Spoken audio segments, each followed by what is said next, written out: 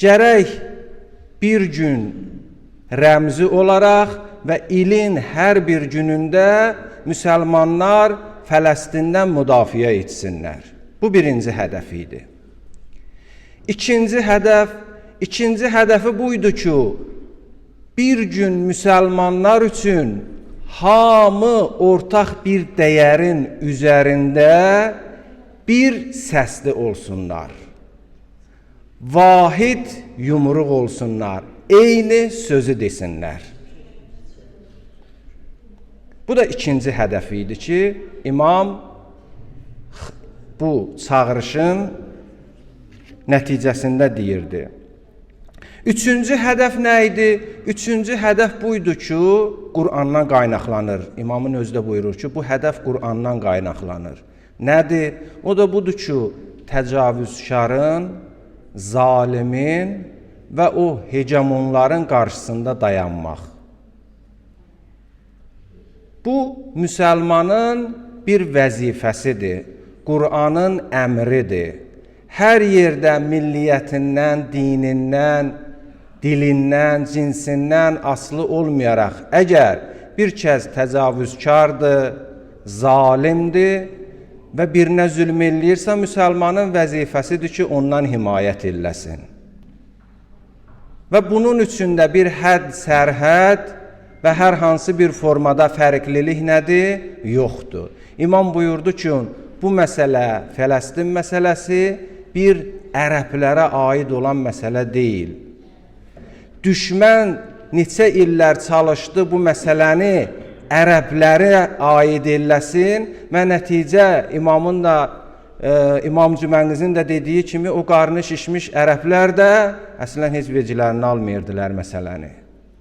Amma İmam Xümeyni dedi, yox, bu məsələ ərəb məsələsi deyil. Bu məsələ ümmət məsələsidir. Bu məsələ İslam məsələsidir. Bu məsələ müsəlmanlara aiddir. Ərəb, qeyri-ərəb fərqi yoxdur. Və düşmənin də qarşısında bir tək ərəblər olmasın. Qeyri-ərəblər də bu təcavüzkarların qarşısında dayansın və Fələstindən müdafiə eləsin. Bir hədəf də buydu. Bir hədəfi də buydu ki, istədi İslam və müsəlmanlara çatdırsın ki, İslam dəyərlərinin qorunması rəmzi olaraq bu gün Qüdüsdür. Amma hər bir yerdə, hər hansı bir formada İslam dəyərlərinə əgər təcavüz olunursa da, qəsb olunursa da, ya hər hansı bir formada xarabaya çevrilirsə də, gərək müsəlman o İslam dəyərlərindən nədir? Müdafiə eləsin.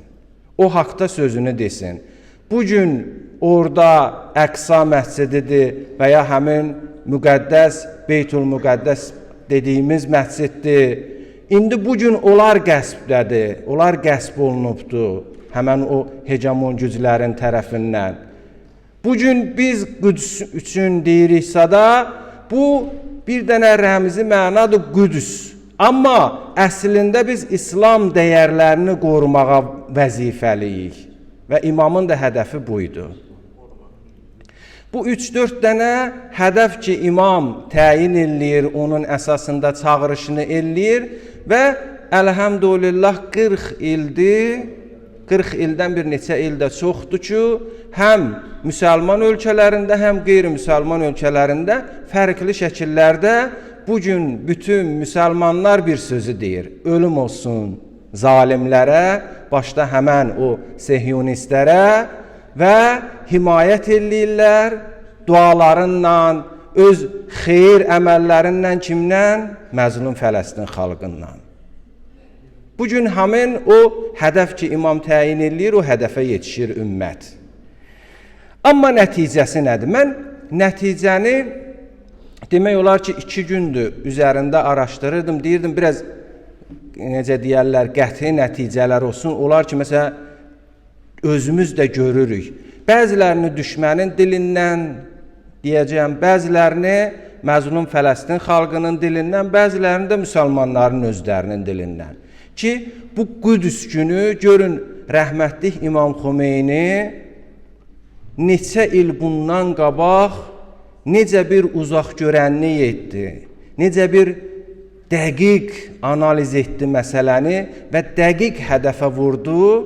Əgər o gündə bu Qüdüs gününün haqqında bir söz deyilməsəydi, bu Qüdüs məsələsi tamamən unudulardı. Və bu gün bəlkə də heç buralara belə gəlib yetişməzdi Qüdüsün məsələsi. Amma o zamandan, o uzaq görənliyin nəticəsində, imamın tərəfindən o uzaq görənliyin nəticəsində bu gün Qüdüs, Fələstin, Qəzzə, onların məzlumluğu, zalimlərin zülmkarlığı, cinayəti, terroru, qətilləri hamının dilindədir. Əlbəttə bunu bir tək müsəlmanlar üçün fikirləşməyin. Qeyri-müsəlmanlar belə artıq günümüzdə deyirlər, amma əməl edə bilmirlər onların qarşısında. Səbəbləri var özlərinə görə.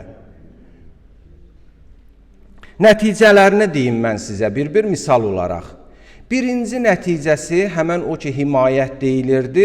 Bunu həmin Qəzzədə ki, bu yaxınlarda bir atəşkəs oldu. Həmin atəşkəsdə və ondan da qabaq o Həmasın sözçüləri və ya Həmasın siyasi büro üzvləri təşəkkürlər ki, elləyirdilər. O təşəkkürlərdə bir sıra sözlər var idi. O sözlərdən biri buydu ki, insanlara, həmən o müsəlmanlara, o müqavimət əhlinə təşəkkür eləyirdilər. Buna görə ki, bizə ruhiyyə verirsiniz. Öz o protest eləyirdiniz şəhərlərdə, küçələrdə, sözlərinizlə, sosial şəbəkələrinizlə. Biz buna görə sizə təşəkkür eləyirik. Bəs birinci nəticəsi bu olurdu ki, orada olan o məzlum, amma eyni zamanda şücaətli Fələstin, Qəzzə və orada olan o Qəssam briqadası ki var idi, döyüşürdü İsrailə qarşı, onlara ruhiyyə verir sənin burada olmağın. O Qüdüsü yad eləməyin, Qüdüs fikrində olmağın onlara o ruhiyyəni verir. Bu birinci nəticəsidir. İkinci nəticəsi nədir? İkinci nəticəsi budur ki, insanlar Qüdüs günündə, bu Ramazan ayının son günündə istər-istəməz, hətta çətinliyi də olsa Ramazanda oyanıb, hətta cüməyə belə getməyə çətinliyi olsa, amma bu gün vicdani bir borc hiss eləyir özündə. Bir narahatçılıq hiss eləyir. Deyir, mən öz varlığımı da orada göstərməliyəm. Yəni, o ölmüş vicdanlarımızı, toz torpaq tutmuş vicdanlarımızı Qüdüs günü oyadır. Azından bugün fərqli bir şey eşdirik. Dünən sıraha gün, onun qabaqçı günü Fələstin heç vecimizə də olmasa, amma bugün o Fələstində olan o qətilləri görürük. Deyirlər, eşidirik. Hətta bəzən özümüz belə o haqda danışırıq. Bu abu-havaya düşüb özümüz belə o haqda danışırıq. Bu da bir nəticəsidir ki, bizi oyadır. Müsəlmanları oyadır. Üçüncüsü budur ki, üçüncü nəticəsi dünyaya bugün bir mesaj verilir. Hamı tərəfindən. Hətta zahirən qəbul etməyən qeyri-müsəlmanlar belə bugün anlayırlar ki, müsəlmanlar zülmə səs çıxarda bilirlər. O necə deyirlər? Deyir, qardaşın nələri var, bizə şərait yaradanı yoxdur, sahibi yoxdur. Müsəlmanların çox bacarığı var. Biz bir dənə bu cür məclislərdə ölüm olsun İsrailə, lənət olsun İsrailə, ölüm olsun şah qatillərinə deməyimizi sadə baxmayaq. Sənin bu sözün bəzilərinə atom bombası olaraq istifadə olunur, qəbul olunur. Bəzi yerdə hətta çıxardıb bir dənə bu cür bir çəfiyyəni belə boynuna salmaq nədir? Onlar üçün o raketlərdən daha təhlükəli olur. Bəs bir hədəfi də budur ki, bugün müsəlmanları onlar bu cür tanıyırlar ki, bəs demək zalimin qarşısında bunların bir duruşu var imiş və dura da bilirlərmiş. Bu da bir hədəfidir, bir də nəticəsidir. Nəticələrindən biri də budur ki, düşmənlərdə bugün ümidsizlik yaranır. O hegemon, təcavüzkarlıq fikirlərinə qarşı bir ümidsizlik yaranır. Necə ki, o Həzrət Peyğəmbərin Əkməltu ləkum dinukum ayəsi gələndə deyir ki, Yəisəlləzinə ki, Əli əleyhissalamın imaməti deyiləndə bir dəstə ümidsiz oldular. Nədən ümidsiz oldular? O fitnəli fikirlərindən. Nədən ümidsiz oldular? O irəlidə görəcəkləri o hay-harilərdən ümidsiz oldular ki, vay bizə ki, bu fikirləri yerinə yetirə bilməyəcəyik. Deyir, bugün həmin o hegemon güclərin hər bir məntəqədə bəlli bir dəstə, kütlə, söz deyən, bu məclisdə iştirak edənləri gördükcə o ümidsizlikləri artır. Niyə? Çünki deyir, burada da bunu anlayan var. Çünki onların işlərindən biri budur ki, manipulyasiya eləyirlər, fikirləri çövürürlər. Necə ki, möhtərəm İmam Cüməmiz də dedi, təhrif eləyirlər xəbərləri, insanlara istədiklərini çatdırırlar, gördürmək istədiyini gördürürlər xəbərlərdə. Amma belə məclisləri görəndə deyirlər, yox. Ümidsizlik yaranır o hegemonluq, o təcavüzkarlıq fikirlərinə.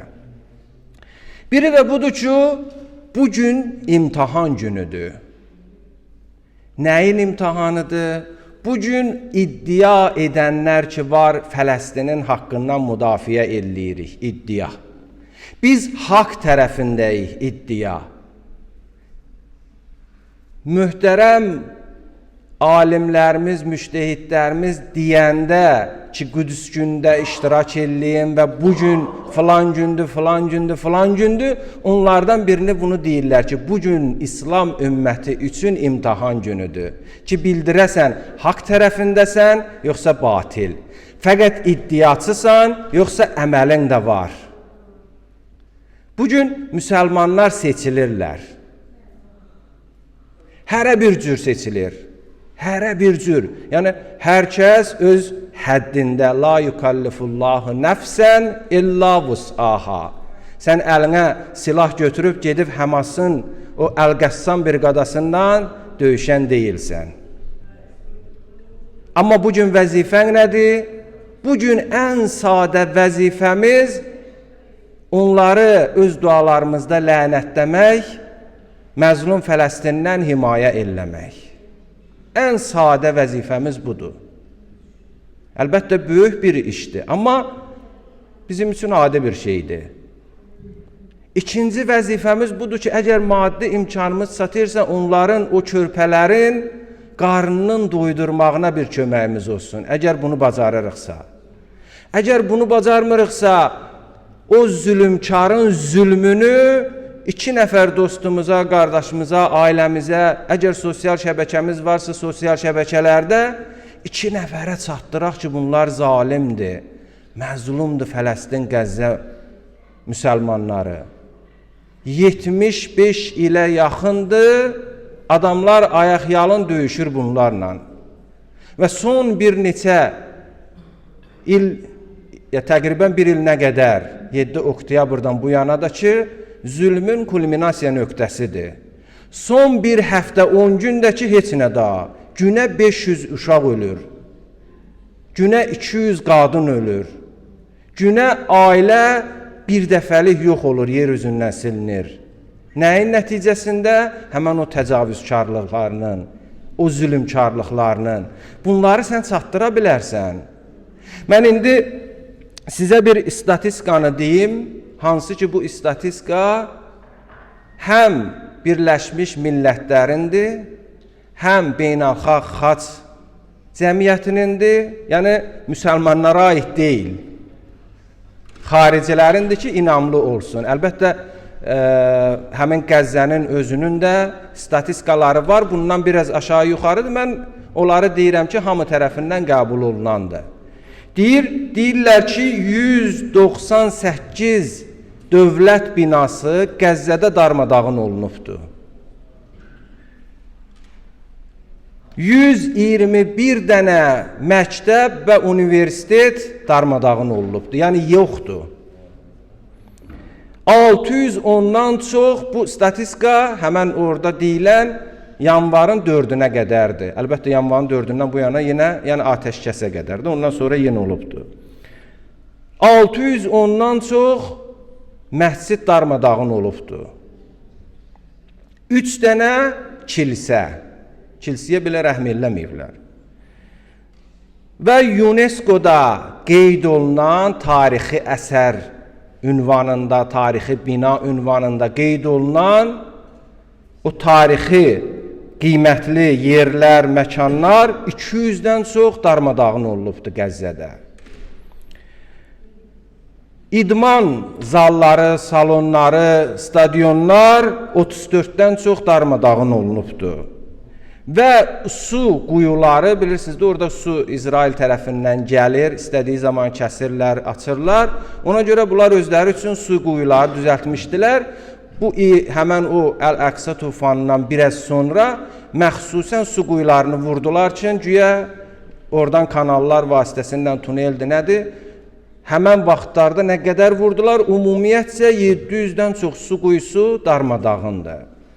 Və Beynəlxalq Səhiyyə Təşkilatı elan edirlər ki, həmən o Qəzzə zolağında bu dəqiqə 2 milyondan çox insan çox az bir məhdud bir yerdə sığınacaq tapıb yaşayır və onlardan çoxsu hamilə və uşaq olaraq vardılar, qadınlardır və bir çox o öldürücü, bir-birinə sirayət edici xəstəliklər var ki, orada yayılır. Gərək qarşısı alınsın.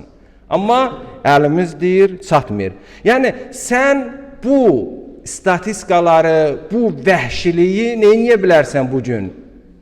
Bu Qüdüs günündə çatdıra bilərsən. Biz indi deyirik, filan ərəb ölkəsinə Allah lənət eləsin, prezidentinə filan olsun, yaltaqdır, satqındır, öz işini görmür, münafiqdir. Ha, o öz işini görmür hoca. Bəs sən neynədin? Bugün bu Qüdüs günündə bu sualımıza cavab tapırıq, seçirik özümüzü. Haqdayıq, haqq tərəfindəyik, iddia edib əməl edən tərəfdəyik, yoxsa fəqət batili tərəfindəyik, fəqət iddiamız var, əməlimiz yoxdur. Bu da bir nəticəsidir. Bir nəticəsi də çox maraqlıdır. Bu həmişə o dünyada beynəlxalq güclərin, beynəlxalq təşkilatların alnına yazılmış qara ləkədir. İstər Birləşmiş Millətlər olsun, istər Birləşmiş Millətlərin nəzdində fəaliyyət göstərən hüquq müdafiə təşkilatları olsun, istər beynəlxalq qadınların hüququnu qoruyan olsun, istər mətbuat sahəsində olsun, hər bir sahədə fərq eləmir. Bu, onların alnına yazılan Fələstin mövzusu Qüdüs günündə onların alnına yazılan qara ləkə olur. Nə olur o ləkə? O ləkəni bir deyim sizə, görün ləkələri nədir? Ləkələri budur ki, bu gündə insan ölümü, hansı ki, koronada ölməyək deyə ölümə tərk olunduq. Evə doldurulduq, gözlədik kimsə bizə bir mermişin makaron gətirsin.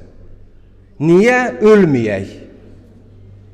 Bu yardımlar da bunun üçün idi də, fərqli formalarda yardımlar da bunun üçün idi ki, biz çərdə ölməyək. Amma hesablasaq, koronadan nə qədər adam öldü? Çox az. Çox az adam öldü. Və dünya bu koronaya görə da nə hoqqalardan çıxdılar.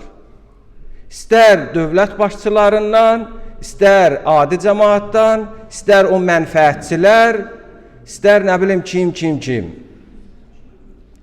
Amma bugün Qəzzədə hesaplasan 50 mindən çox bir ilin içində adam ölüb. 50 mindən çox.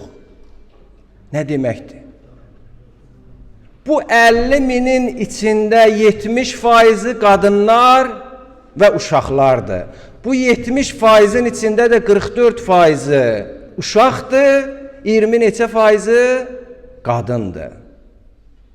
Beynəlxalq Səhiyyə Təşkilatı və Qırmızı Xaçın statistikasıdır. Yüzlərlə ailə ümumi olaraq siliniblər. Qətli am, siliniblər, yoxdur da o ailə, o nəsil yoxdur. Yüzlərlə ailə nə deməkdir? Yüzlərlə uşaq həm iki ata valideynini itirib, ya ikisindən birini itiribdir. Müxtəlif xəstəliklər baş alıb gedir. Hamilə qadınlar doğum üçün lazımi şəraitləri olmadığından özü də ölür, uşağı da ölür. Yəni bildiyin ölümə tərk edilmiş Qəzzə. Amma təəssüflər olsun, bugün həmin o beynəlxalq hüquq təşkilatları heç biri səsini çıxarda bilmir. Fəqət deyir, amma əməl yoxdur. 200-dən çox xəbər yayan kanal, televiziya, o internet, sosial şəbəkə xəbərçiləri Qəzzədə öldürülüblər. 200-dən çox. Heç birinci və ikinci dünya müharibəsinin statistikasında bu qədər xəbərçi ölməmişdi. Bir ilin içində bu qədər ölüb. Hansı ki, dünyanın hər bir yerində onlara bir qaşın üstündə niyə gözün var, gözün üstündə niyə qaşın var deyəndə nə olur? Söz azadlığı, ifadə azadlığı, nə bilim, hüquq, bu tapdalanır deyə şüvən salırlar. Bugün 200-dən çox insan orada o cürünə gedib. Minə yaxın doktor, həkim olaraq və ya tibb bacısı olaraq öldürülüblər, qəsdən öldürülüblər. Hətta əksəriyyətini snayperlə vurublar ki, da bu yardım eləməsin. Yüzlərlə təcili tibbi yardım maşınını hədəf alıblar bilə-bilə. Hansı ki, bu döyüş qaydalarından uzaq bir şeydir. Döyüşdə qadağan olunan silahlardan istifadə ediliblər. Bunu biz demirik. Həmən o beynəlxalq təşkilatlar deyir. Amma heç kim səsini çıxarda bilmir.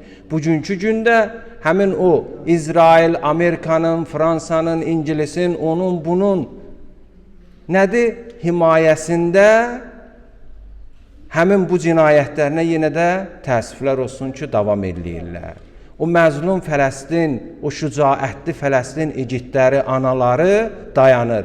Buradan biz onlara salam deyirik, xeyir dualarımızı çatdırırıq və inşallah dualarımız onlarlandır. Həm maddi cəhətdən, həm mənəvi cəhətdən bacaraq bugün bu ruhiyyəni özümüzdə yarada bilək ki, biz o zalimə qarşı ölüm olsun İsrailə, təcavüzkara, uşaq qatillərinə deyənik və o məzlumlardan da müdafiə edənik.